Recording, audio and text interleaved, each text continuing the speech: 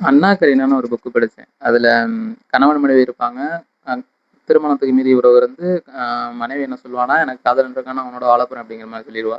ஆனா கணவன் விவாகரத்து தர முடியாது அப்படிங்கிற மாரி சொல்லிருவான். ஏன்னு கேட்டா, "எனக்கு வெளிய இருக்கிற மரியாதை குறைஞ்சிரும்" அப்படிங்கிற மாரி சொல்லிருவான். சரி ஓகே.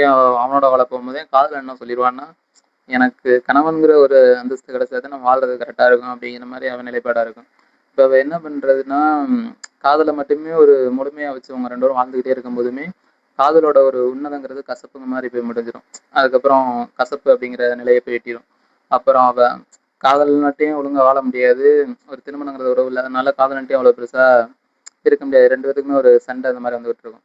அதனால அவ காதலன விட்டே பிரிஞ்சு வந்துருவா. அதுக்கப்புறம் எங்கே போறதுங்கிற ஒரு கேள்வி வரும். அதுக்கப்புறம் என்ன பண்றதுன்னு தெரியாம சூசைட் பண்ணிருவா. ஒரு ட்ரெயின்ல விழுந்து இறந்துருவா. அப்ப இந்த ஒரு லைன் ஒண்ணு ஞாபகம் வரும். "எனக்கு இருந்த அத்தனை கோபங்களுக்கும் இருந்த ஒரே ஆறுதல், பாவம் நீயும் தான் என்ன செய்வாய்" அப்படின்னு சொல்லிட்டு ஒரு லைன் இருக்கும். அது இப்ப இருக்கிற சொசைட்டி படி யோசிச்சு பார்த்தாலுமே, ஒரு பெண்ணுங்கிறவ எப்படியா இருந்தாலும் யாரையாவது ஒரு சார்ந்து தான் வாழ்ந்துட்டு இருக்க மாரி இருக்கு. சுயமா நான் ஒரு முடிவு எடுக்கிறேன் அப்படிங்கிற மாரிலாம் எடுக்க முடியாது. யாரோ ஒரு கூட்டத்த அண்டி வந்தா தான் வர முடியும் மாரி இருக்கு. ஆனா அதே இது ஆண்கள் எடுத்துக்கிட்டா, அவங்க முடிவ எப்பவுமே அவங்க எடுத்துக்கலாம். ஓரளவுக்கு சொசைட்டியே வேணாம், நான் எல்லாத்தையும் சமூகத்தையே புறக்கணிச்சுட்டு வாழ்றேன்னாலுமே அவங்களால வாழ முடியும்.